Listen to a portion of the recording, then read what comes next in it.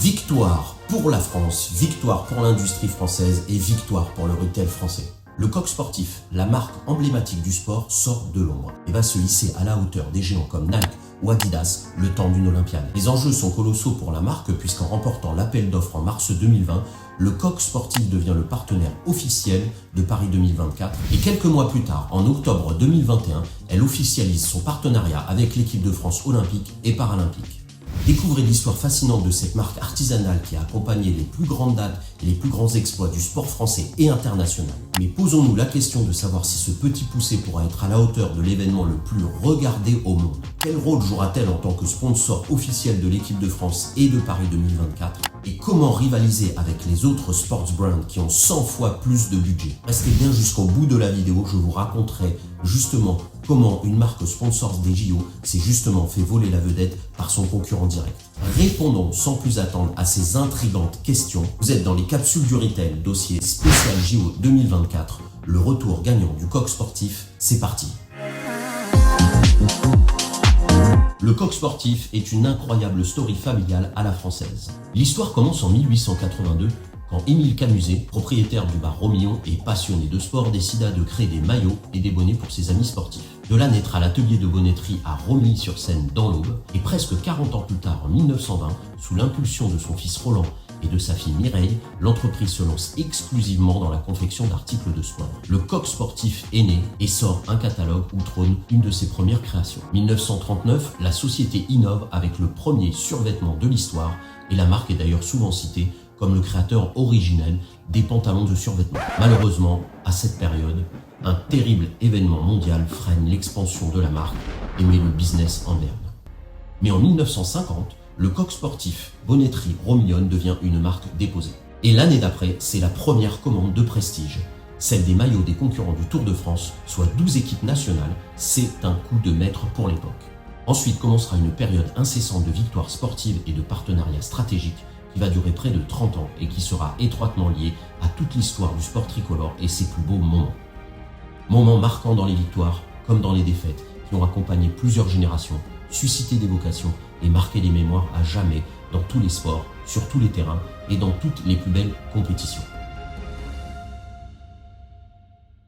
Le comité Paris 2024 a décidé de travailler main dans la main avec la célèbre marque tricolore qui a remporté un appel d'offres parmi 15 candidats dont Lacoste. Le comité avait déclaré à l'époque ce partenariat récompense l'expertise et le savoir-faire technique de l'équipementier, partenaire historique du sport français depuis plus de 100 ans. C'est surtout et également une marque française avec un sourcing majoritairement français et une histoire industrielle forte et des valeurs qui vont dans le sens de la RSE et de la durabilité. Ces dernières années, le groupe familial mise sur le Made in France et sur son savoir-faire local, notamment le textile, la broderie et la teinture, en piochant parmi ses fournisseurs historiques et locaux près de Romilly-sur-Seine.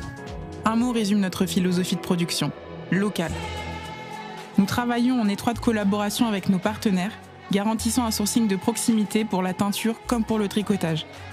C'est bien sûr le cas à proximité de Romilly-sur-Seine, où nous sommes associés avec l'un des derniers ateliers de teinture en Europe, situé à une dizaine de kilomètres seulement de notre siège. Marc-Henri Bossire, le DG du Coq Sportif, expliquait récemment dans une interview à BPI sa vision et ses choix engageants, notamment en ce qui concerne la relocalisation de la production en France sur le site historique de Romilly, là où tout a commencé dans une usine flambant neuf. Un formidable outil de travail pour produire des volumes importants. Autre aspect moins connu et très séduisant de la part du Coq Sportif, c'est sa volonté d'inclusion des salariés, notamment en créant une école de la seconde chance, mais aussi à travers un partenariat avec Café Joyeux, qui est une chaîne de restaurants qui favorise justement les salariés en situation de handicap mental et cognitif. Des partis pris qui ont sûrement aidé le comité de Paris 2024 à choisir le Coq Sportif comme partenaire officiel pour ces Jeux. Les Jeux de Paris 2024, la plus belle des vitrines pour un retour au premier plan. À mon sens, Paris 2024 sera une des éditions les plus réussies de ces dernières décennies, au moins sur le plan événementiel. N'en déplaise à toutes les mauvaises langues, vous avez la mémoire courte. Rappelez-vous le mondial de foot 1998 et toutes les critiques envers l'équipe de France, envers Aimé Jacquet, certains s'en mordent encore les doigts. On est vraiment des râleurs de Français. Le choix de Paris est déjà un gage de réussite en soi. Alors même si clairement c'est un beau bazar en termes de circulation, de préparation et que certains sites sont en retard ou même que la qualité de l'eau de la Seine n'est pas rassurante à J-100 de l'événement, je suis convaincu que tout sera prêt à temps pour nous offrir un formidable moment de partage national, et même s'il n'y a pas autant de victoires françaises à la clé. Non mais regardez-moi ce teasing, la plus belle ville du monde accueille le plus beau des événements sportifs. La cérémonie d'ouverture sur la Seine va être juste incroyable. La multitude des sites historiques vont être sublimés par les épreuves. Et bien entendu, c'est une formidable opportunité pour le coq sportif d'avoir une visibilité mondiale dans un monde hyper connecté. C'est une véritable aubaine économique. Concrètement, quel est le rôle de la marque pour ces Jeux Olympiques? Les équipes du coq sportif vont devoir confectionner 150 000 pièces pour les athlètes et leur staff, soit près de 1100 modèles pour à peu près 800 athlètes et couvrir les spécificités techniques de 63 disciplines. Des vêtements déclinés en 3 catégories. Tenues de présentation portées lors des célébrations et des nombreux podiums, on l'espère, des tenues d'entraînement et des tenues de compétition. Mais ce n'est pas tout. La marque habillera en plus également les arbitres et les officiels, soit 220 000 pièces en plus à fabriquer. D'ailleurs, vous l'avez sûrement entendu, les tenues de l'équipe de France n'ont pas fait l'unanimité. L'équipementier a dévoilé les tenues officielles. Et si elle semblait être au goût du président du comité d'organisation des Jeux, Tony Estanguet, ce ne fut pas le cas pour de nombreux internautes et certaines personnalités du sport qui n'ont pas manqué de les critiquer. Malgré tout, et ajouté à ces tenues officielles, le coq va produire 1 million de pièces destinées au grand public, ce qui constituera le gros enjeu économique pour notre coq tricolore. Et c'est ainsi qu'avec tout ça, vous obtenez le plus gros contrat de l'histoire du coq sportif et vous comprenez mieux les enjeux. En outre, pour ces tenues olympiques, le coq a dû repenser son logo emblématique qui figure désormais de face avec un regard conquérant et tourné vers la victoire. Et pourtant, tous les athlètes français ne porteront pas du coq sportif aux Jeux de Paris, puisque les fédérations d'athlétisme, de basketball, de handball et de football conserveront leur équipement habituel. Pour conserver leurs équipementiers, ces 4 fédérations devront passer à la caisse et verser 400 000 € dans une caisse de solidarité. Une caisse gérée par le Comité national olympique et sportif français et qui servira aux fédérations les moins riches pour acheter des équipements supplémentaires. Car les concurrents sont aguerris et habitués à contourner ces phénomènes de contrats et de sponsors officiels. Restez jusqu'au bout, je vous en parle juste après. Et les concurrents dans tout ça, que préparent Nike et Adidas, qui sont les principaux rivaux du coq sportif pour ces Jeux de Paris 2024. Dans cette partie, je vous explique le formidable coup de promo que Nike a réalisé au nez et à la barbe d'Adidas pendant les JO de Londres 2012. Et avant cela, et si la vidéo vous plaît, laissez un pouce bleu, ça m'aidera beaucoup et je continuerai ainsi à vous produire du contenu de qualité sur l'actualité du retail. Nike a dévoilé en avril à Paris, par le biais de son PDG John Donahoe, toutes les nouveautés pour la campagne olympique de Paris. On peut y voir notamment la confirmation de la Alpha Fly aux couleurs olympiques avec sa forme si caractéristique. Mais pas que, puisque l'offre Nike est la plus innovante présentée à ce jour. Le Blueprint Pack, composé de 13 produits, dont des crampons, des chaussures de basketball, une chaussure de football et une chaussure lifestyle, vont sûrement donner le ton dans les stades.